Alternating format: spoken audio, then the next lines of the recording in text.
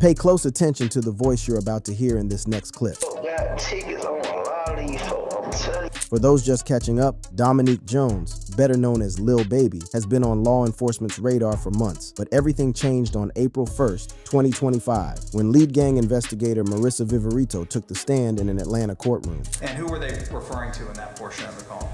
They were saying that they had heard that Dominique Jones had tickets on a lot of people's heads. Dominique Jones had wanted to have people harmed.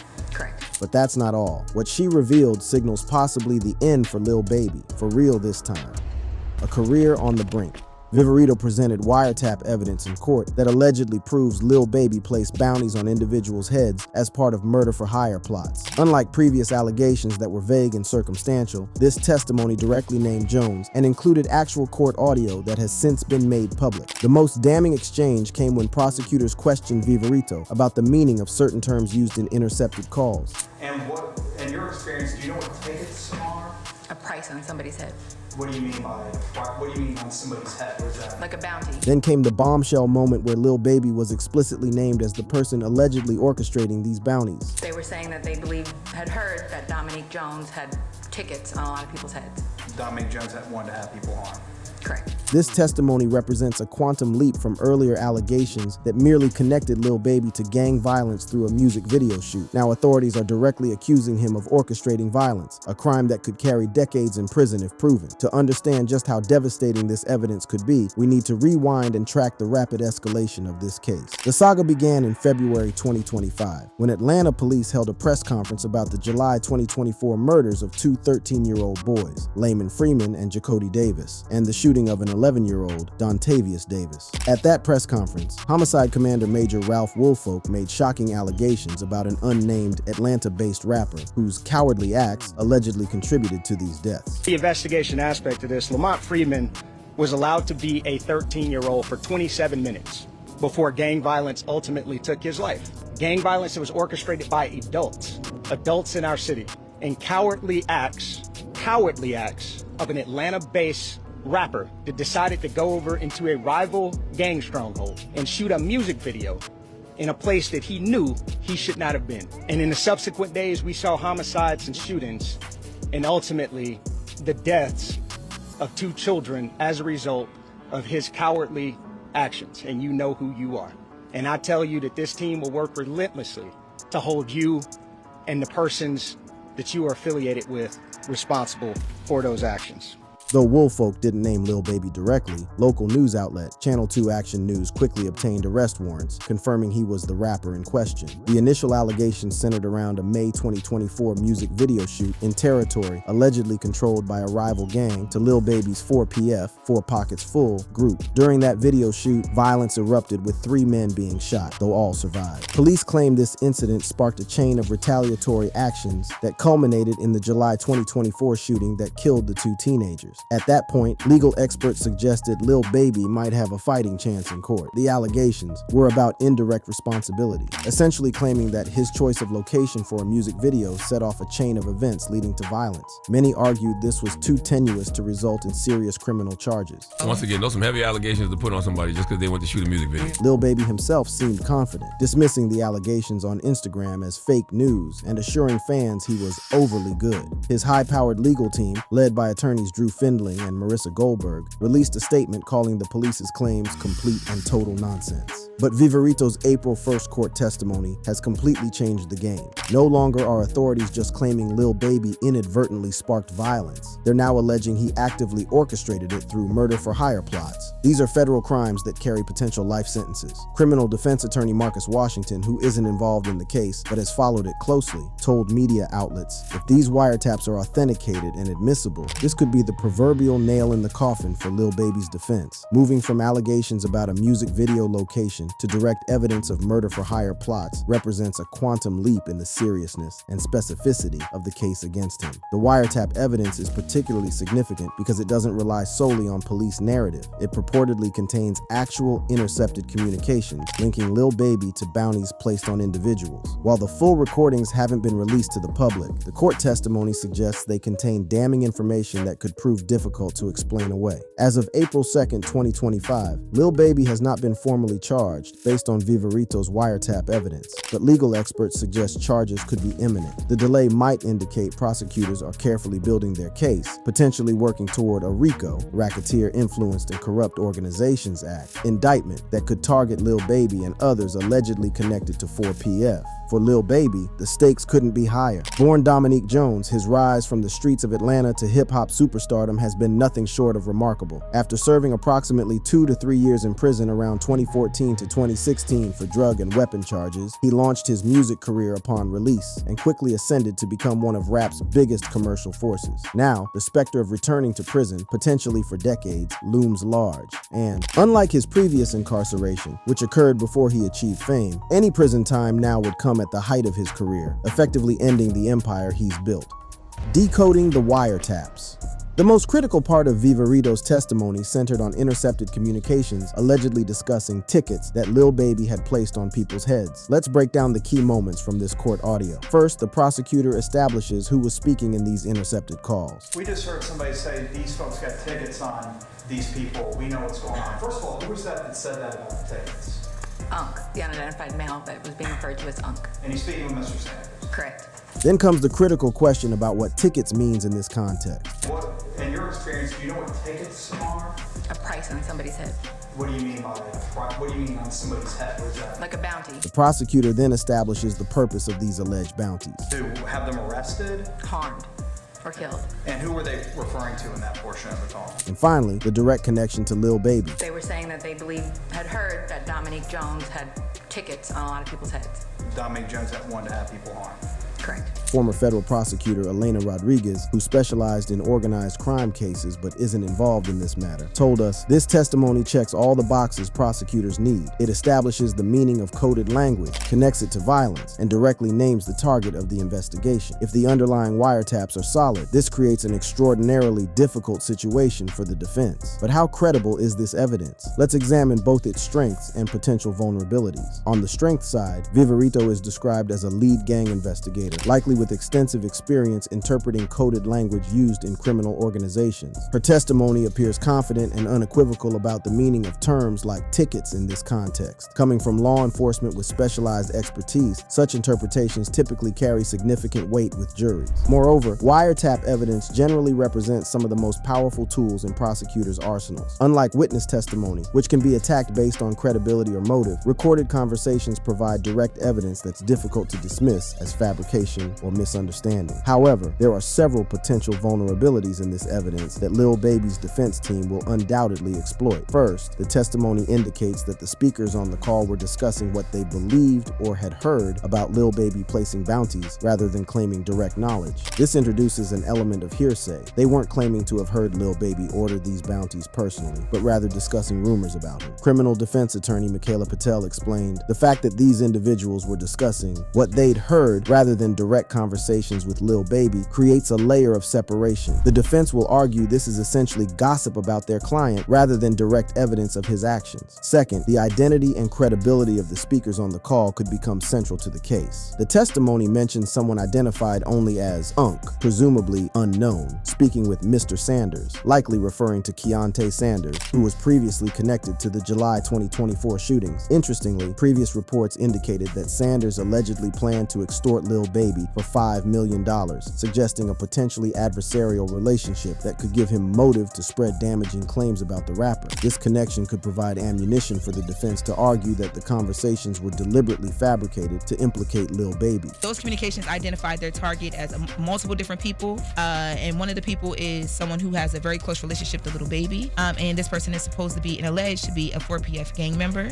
Now, diving deeper into this, they also say that there is an informant that they have been talking to, and this informant is basically mentioning that because of all these things that have been happening right now, you have on both sides, you have gang members that are basically angry on both sides. The 7 people that were arrested are people that police are alleging have been doing a lot of the shootings and the things that we have talked about. Now, when it comes to Lil Baby specifically, the way that they are trying to pin him in this, he actually spoke out. He posted on Instagram yesterday and he said, basically, don't believe fake news. Third, the defense will almost certainly challenge the legality of how the wiretaps were obtained. Wiretap evidence must follow strict protocols to be admissible in court, including proper warrants and minimization procedures. If these protocols weren't followed, the evidence could potentially be excluded regardless of its content. Despite these potential vulnerabilities, legal experts suggest that the wiretap evidence represents an extraordinarily serious development for Lil Baby. Unlike the previous allegations about the music video, which relied on a tenuous chain of causality, murder-for-hire allegations are direct, specific, and carry severe penalties. If prosecutors decide to bring formal charges based on this evidence, they would likely pursue one of two paths: direct charges related to murder-for-hire conspiracies, which can carry decades in prison, or a RICO case targeting 4PF as a criminal enterprise, with Lil Baby as its leader. Either scenario represents an existential threat to both his freedom and career. The seriousness of these allegations is reflected in recent reporting about industry's behind-the-scenes reactions. Sources close to major music distributors, streaming platforms, and brand partnerships indicate that contingency planning is already underway, with companies preparing to distance themselves from Lil Baby should formal charges materialize. His December 2024 decision to rebrand 4PF as Glass Window Entertainment now appears potentially prescient, but possibly too late. The timing of the rebrand, just months before these allegations became public, raises questions about whether Lil Baby might have been aware of growing legal scrutiny and attempting to create distance between himself and a name that has been characterized by police as a gang. All right, y'all. So yesterday we talked about Lil Baby, and you guys had a lot of questions in the room that I couldn't answer at the time because of what was given via the police press conference. So Fox 5 Atlanta has actually retrieved the arrest warrant. So remember I told you guys that yesterday in that press conference when they called out the rapper who they say they're going to make sure, has these consequences because of the part that this person played in what they're now calling this gang war that resulted in multiple deaths. And then there was this arrest warrant that had Dominique Jones' name in it. Dominique Jones is Lil Baby. So that linked him to this conversation. So Fox 5 Atlanta went and retrieved the arrest warrant themselves, and they are now saying that after seeing this arrest warrant, they're able to specifically point to the other gang. Yesterday in that press conference, the police only named one gang, OMF, Only My Family, but according to this arrest warrant, 4PF, which is Four Pockets Full, which we know at one time was Baby's label. It was a crew that he was running around with until he changed the name of the label back in 2024 to Glass Window Entertainment. It's also being named as the opposing gang in this rivalry that the police are alleging is going down. Notably absent from the public conversation is any response from Lil Baby or his legal team to the specific wiretap allegations. While they vigorously disputed the earlier claims about the music video shoot, they've maintained silence on Vivarito's testimony, potentially indicating the seriousness with which they view this development. Legal experts suggest this silence could indicate several strategies. They might be challenging the admissibility of the wiretaps behind the scenes, preparing for formal charges, or potentially even discussing plea options if they believe the evidence is particularly damning. Legal checkmate? The situation Lil Baby faces isn't without precedent in hip-hop. Several high-profile rappers have found themselves ensnared in serious legal cases involving wiretap evidence, gang allegations, and charges of orchestrating violence, with outcomes that should give the Atlanta rapper serious cause for concern. Perhaps the most relevant comparison is the ongoing YSL RICO case against Young Thug and his associates. Beginning in 2022, Young Thug, Jeffrey Williams, was indicted along with multiple co-defendants on racketeering charges, with prosecutors alleging that his Young Slime Life record label functioned as a criminal street gang. Crucially, prosecutors in that case employed wiretaps and other surveillance to build their case. Young Thug has remained in jail awaiting trial for over 2 years, demonstrating the severe consequences that can follow such charges, even before any conviction. His case offers a sobering preview of what could await Lil Baby if prosecutors pursue a similar RICO approach against 4PF. Another instructive case is that of Drakeo the Ruler, who faced murder and racketeering charges in California. Prosecutors used his lyrics and recorded jail phone calls as evidence. Though he was eventually acquitted of the most serious charges after spending 3 years in jail, his case demonstrates how even successful legal outcomes can effectively derail careers through prolonged pretrial detention. Criminal defense attorney James Montgomery, who specializes in high-profile cases but isn't involved in this matter, offered a blunt assessment. The introduction of wiretap evidence directly linking a defendant to murder-for-hire plots represents what we call a case killer in the defense community. It's extraordinarily extraordinarily difficult to overcome, particularly when presented by experienced gang investigators who can contextualize coded language. If these recordings are authenticated and admissible, Lil Baby's legal team faces an uphill battle that few defendants win. The key phrase there is, if these recordings are authenticated and admissible. And this represents the most likely battleground for Lil Baby's defense team. Rather than attempting to explain away the content of the wiretaps, they will almost certainly focus on challenging whether the evidence should be allowed in court at all. This strategy typically involves several approaches. First, they might challenge whether proper procedures were followed in obtaining the wiretap warrants. Federal and state laws impose strict requirements for such surveillance, including showing that less invasive investigative methods were tried or considered before resorting to wiretaps. If these procedures weren't followed meticulously, the defense could move to suppress the evidence. Second, they could question the chain of custody and authentication of the recordings. This means challenging whether the prosecution can prove the recordings are genuine, unaltered, and properly maintained as evidence. Third, they might attack the interpretation of the coded language used in the call. While Viverito confidently stated that tickets referred to bounties, the defense could bring in their own experts to argue for alternative meanings of such slang terms. Finally, they'll likely highlight the potential hearsay nature of the evidence. From Viverito's testimony, it appears the speakers on the calls were discussing what they had heard about Lil Baby placing bounties, rather than direct conversations with him. This creates a layer of separation that the defense will emphasize. They were saying that they had heard that Dominique Jones had tickets on a lot of people's heads. However, legal experts caution that these approaches face significant challenges. Courts have generally given law enforcement considerable latitude in wiretap cases, particularly those involving alleged gang activity. And the specific identification of Dominique Jones in connection with these alleged bounties creates a direct link that would be difficult to dismiss as mere rumor or misinterpretation. The timing of potential charges remains uncertain. As of April 2nd, 2025, Lil Baby has not been formally charged based on Viverito's wiretap evidence. But this delay doesn't necessarily indicate weakness in the case. Prosecutors often take time to build comprehensive cases, particularly when considering RICO charges that require establishing patterns of criminal activity. If charges do come, they would likely take one of three forms.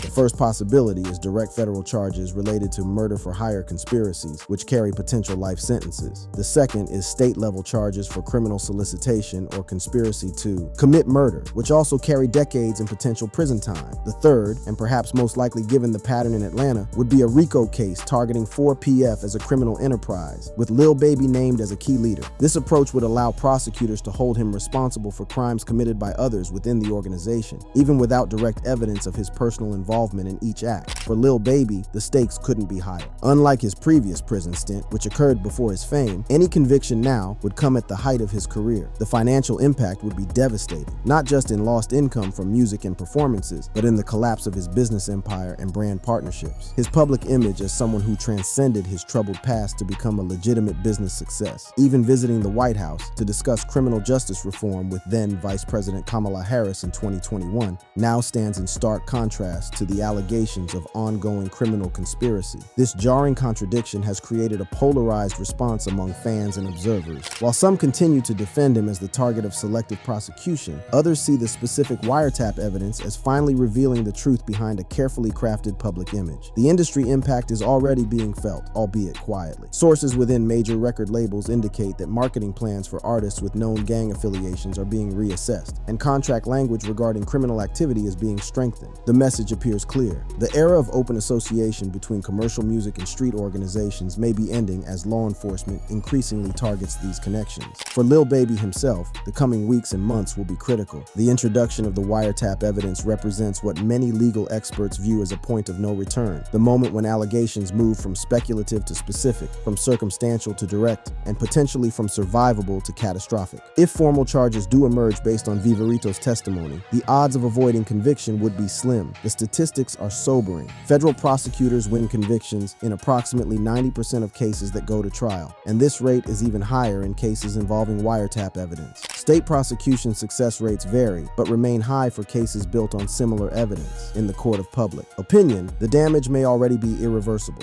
Unlike previous eras where criminal charges sometimes enhanced a rapper's street credibility, today's commercial hip-hop landscape demands legitimate business partners who won't jeopardize corporate relationships or trigger morality clauses. Murder-for-hire allegations cross a line that few brands would be willing to overlook, regardless of the eventual legal outcome. As this case continues to unfold, we'll be monitoring every development and bringing you comprehensive analysis. If formal charges are filed based on Vivarito's wiretap evidence, it would represent what many legal experts consider the final nail in the coffin for Lil Baby's defense, transforming one of hip-hop's greatest success stories into a cautionary tale about the dangers of maintaining street connections while achieving mainstream success. But while you wait on that, check out this other crazy unfolding story on your screen right now for details you may have missed.